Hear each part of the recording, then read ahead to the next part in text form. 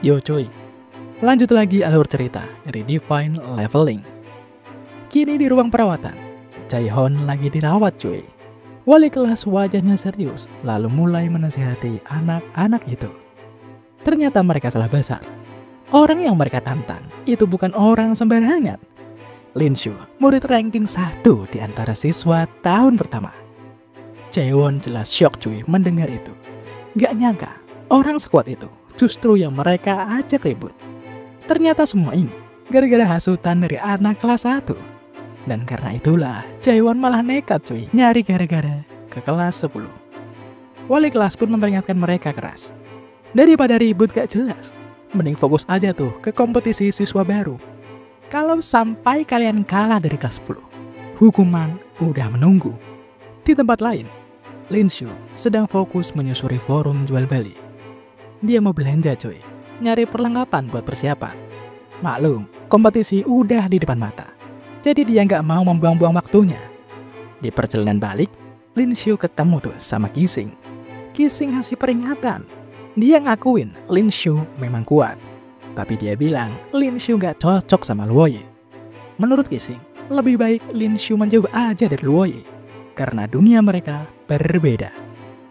Tapi Linshu mah cuek aja cuy. Dia nggak peduli sama omongan Qixing. Lagi pula, dia sudah tahu. Kerusuhan yang melibatkan Jaehon itu, semua ulah Qixing kan. Bodoh amat, Qixing mau ngomong apa. Dia sekarang mau fokus buat kompetisi. Dan dia bertekad, ia akan membuat semua orang yang mengganggunya merasakan akibatnya. Mendengar itu, antek-antek Qixing jadi nggak terima cuy. Ia kesal dengan sikap arogan Linshu itu. Qixing pun juga emosi.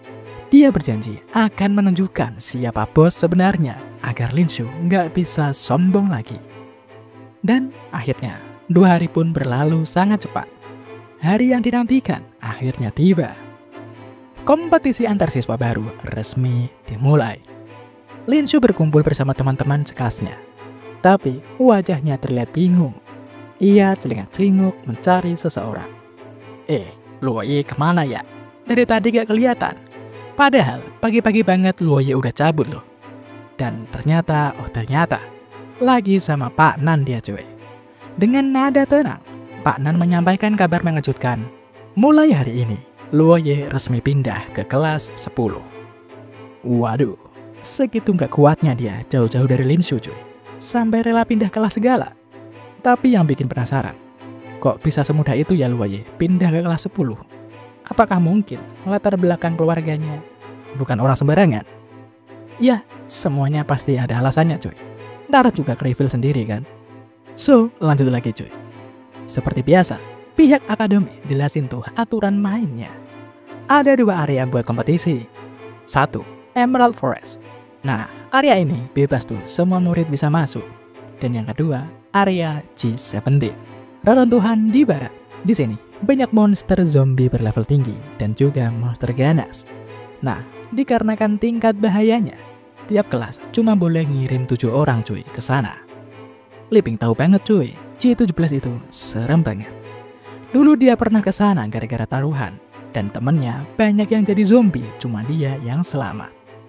Sebagai ketua kelas, kini Linshu punya tanggung jawab yang sangat besar. Ia harus menentukan cuy siapa yang bakal dikirim ke 2 lokasi berbeda, Emerald Forest dan reruntuhan G17. Emerald Forest mungkin masih aman lah ya, tapi G17 itu mah tempat para petarung serius. Zona bahaya penuh dengan zombie dan monster yang sangat ganas. Makanya sebelum pembagian, Linshu buka kesempatan buat para siswa yang mau sukarela ikut cuy bersama dirinya ke G17. Dan tanpa ragu lah, Luoye langsung maju jadi yang pertama. Udah nggak perlu lagi kan ditanya, apa motivasinya? Kini disusul oleh Zhang Yin dan teman-teman yang lainnya juga. Mereka ini percaya selama ada Linshu, bahaya seberat apapun bakal bisa dihadapi cuy. Nah, dengan berkumpulnya orang-orang tadi, totalnya jadi 7 orang cuy, dan mereka siap dikirim ke G17. Formasi udah siap, kini tinggal waktunya untuk membuktikan kelas 10 bukanlah kelas sampah. Untuk menuju ke area tujuan, rombongan siswa pun kini diterbangkan menggunakan pesawat khusus. Di dalam kabin, suasananya cukup beragam cuy. Ada yang santai, ada yang serius, ada juga yang gemeteran. Yap, siapa lagi kalau bukan Li Ping. Wajahnya kini pucat, keringat dingin terus menetes. Pokoknya dia terlihat gelisah. Siswa-siswa lain, nah jelas saja langsung ngecengin dia cuy. Belum juga nyampe udah takut duluan. Jangan-jangan ntar malah jadi beban lagi nih. Candaan khas murid baru cuy, tapi ya tetap aja nyelekit banget. Kali ini Li Ping gak diam saja.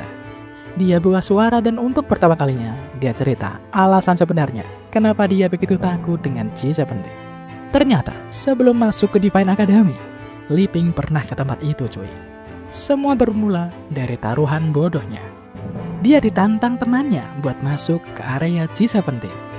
Jiwa mudanya nggak terima cuy, dianggap penakut. Ya udah deh, dia pun menerima tuh tantangannya. Dia pun pergi cuy, bareng teman-teman sekelas yang dia percaya dan dapat diandalkan. Tapi yang terjadi malah jadi mimpi buruk. Baru 1 hari di dalam sana, mereka diserbu kerumunan zombie. Satu persatu temannya digigit, dan dalam waktu singkat, semuanya berubah menjadi zombie. Cuma Li Ping yang berhasil selamat, sendirian, tanpa backup, dengan trauma yang sampai sekarang masih membekas. Dan sekarang, dia kembali ke tempat itu. Tapi kali ini dia gak sendirian. Dia punya rekan yang sangat kuat dan mungkin ini kesempatannya buat menebus semuanya. Gak lama setelah perjalanan yang panjang, akhirnya Lin Shu dan timnya sampai juga tuh di area G17. Sebelum dilepas buat eksplorasi, semua murid baru dikumpulin tuh cuy buat dapat arahan yang sangat penting. Instruktur berdiri di depan mereka, nadanya tegas berkata, "Dengar baik-baik, zombie di area ini gak cuma ganas, tapi juga bisa menularkan virus." Semua langsung fokus dengerin cuy. Selain zombie, ternyata juga ada banyak monster lain yang bisa menginfeksi. Dan kalau sampai ada yang kena gigitan atau luka mencurigakan, segera mundur dan balik ke base. Karena kalau bisa dapat perawatan dalam waktu 24 jam, masih ada harapan buat mereka selamat. Tapi kalau lewat dari itu, ya siap-siap aja nasibnya bakal kayak zombie-zombie itu. Setelah pembekalan beres, saatnya misi dimulai. Tim Lin Shu pun mulai bergerak cuy, menyusuri jalan menuju area utama G17. Dengan Lin Shu sebagai pemimpin, mereka mulai memasuki sebuah kawasan perumahan tua yang udah lama ditinggalkan. Tempatnya suram, banyak bangunan runtuh dan hawa mencekam mulai terasa. Baru juga beberapa langkah jalan, satu zombie rank 4 langsung menerjang dari balik reruntuhan. Tapi Luo Ye dengan sigap langsung menebasnya. Gerakannya cepat dan akurat. Zombie itu tumbang tanpa sempat mengeluarkan suara. Lin Shu yang lihat itu langsung berpikir cuy, kira-kira berapa XP yang bisa dia dapatkan kalau ngalahin zombinya ya? Karena zombie ini serangannya nggak bisa ditebak, Luo Ye memperingatkan, jangan sampai lengah. Mereka bisa muncul kapan saja. Setelah menjelajah cukup jauh ke dalam area G17, suasananya kini mulai sepi cuy. Belum ada lagi tuh tanda-tanda dari zombie. Kini hawanya sunyi. Hanya suara langkah kaki mereka dan angin yang berhembus pelan. Saking sepinya, Lin Shu sampai kelihatan ngantuk. Tapi tiba-tiba, satu zombie muncul dari belakang. Tapi Lin Shu bahkan gak perlu panik cuy. Sekali tebas, langsung tumbang. XP yang ia dapat, cuma sedikit cuy. Cuma 150.000 doang. Lin Shu jelas kaget lah. Segitu doang. Lin Shu mendengus kesal. XP segitu, kayak gak ada artinya tuh cuy buat dia sekarang. Zombie yang muncul satu-satu ini bikin dia semakin jengkel cuy. Kayak gak ada tantangannya sama sekali. Dan akhirnya, di saat satu zombie muncul lagi dari balik reruntuhan, bukannya langsung diserang, Lin Shu malah sengaja membiarkannya hidup-hidup. Zombie itu pun kini berdiri, bengong beberapa detik. Kemudian ia mulai menjerit kencang. Suara jeritannya menggema ke segala arah. Li Ping jelas heran cuy. Kenapa Lin Shu malah ngebiarin zombie itu jerit-jerit? Bukannya langsung dihabisin aja. Kalau dibiarkan, bisa-bisa makin banyak zombie yang berdatangan. Itu akan jadi bahaya kan? Ya, tapi justru itu cuy. Itulah tujuan dari Lin Shu. Daripada zombie nyerang diam-diam, satu-satu pula, mending pancing aja kan sekalian. Langsung habisin rame-rame, biar cepet naik XP juga. Dan bener aja tuh, satu teriakan, bikin puluhan zombie lain mulai bermunculan. Suara langkah kaki menyeret, jeritan seram makin nyaring. Mereka datang dari segala arah. Li Ping mulai panik cuy. Trauma lamanya auto kambuh. Tangannya gemetar, napasnya memburu. Tapi Lin Shu malah maju sendirian tuh dia ke depan. Dia berdiri tegak, sorot matanya tajam. XP sebanyak ini, mana mungkin dia sia-siakan. Luo Ye yang sedari tadi memperhatikan juga ikut bergerak. Gak mungkin kan dia biarin Lin Shu ngadepin semua sendirian. Walah. Khawatir toh ternyata Luo Ye.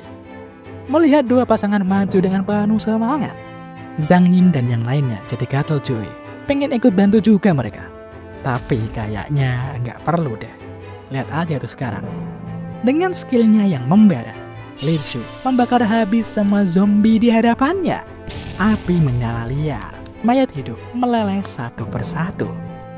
Kini, XP pun mengalir dengan derasnya.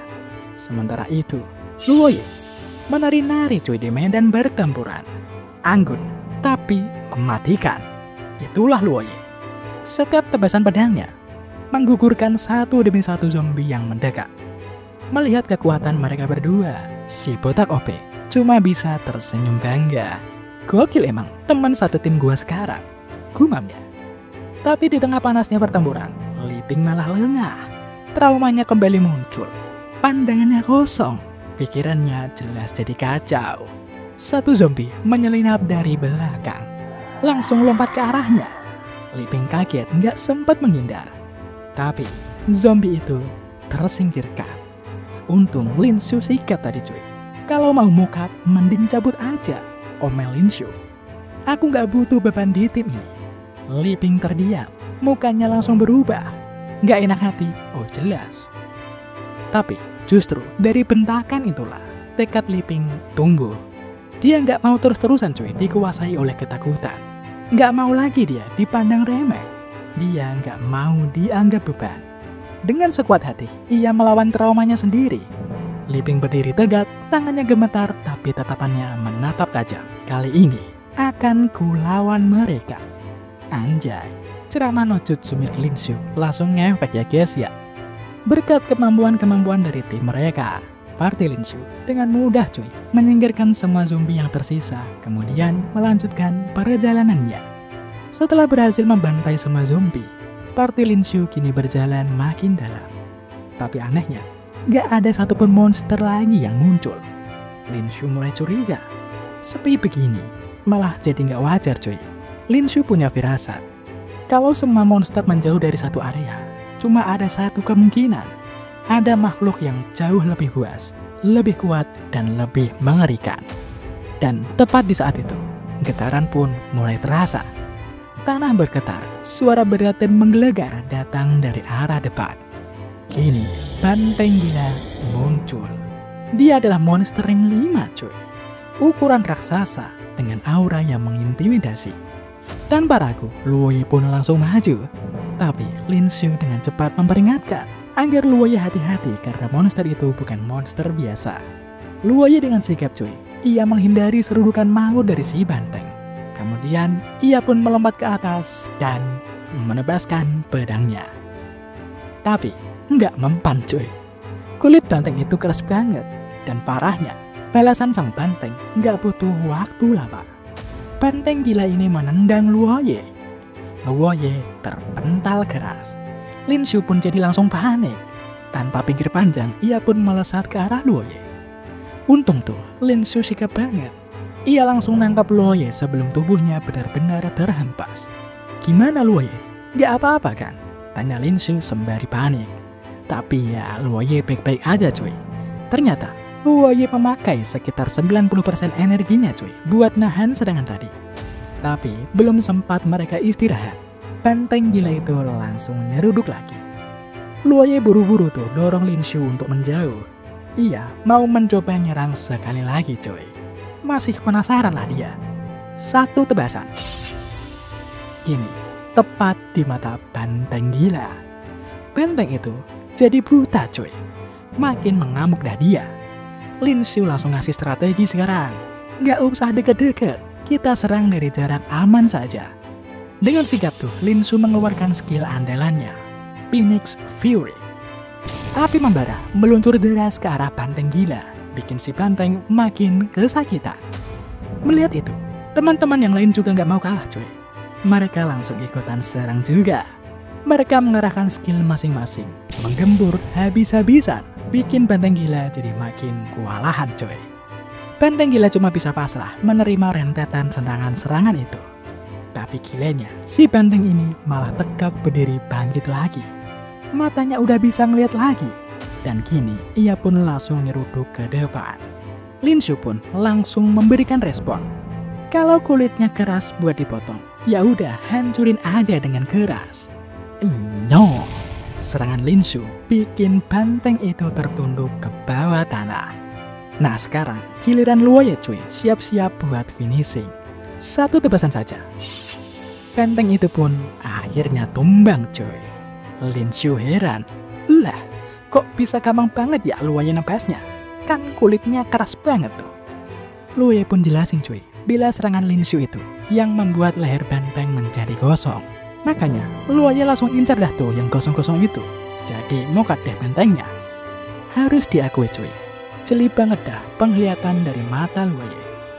Tapi, belum sempat mereka senang.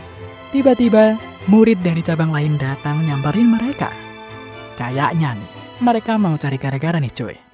Pertanyaannya sekarang, bisa nggak sih Party Lin Shu ngalahin mereka? Atau malah mereka harus kabur dulu? Bersampo. See you in the next video cuy.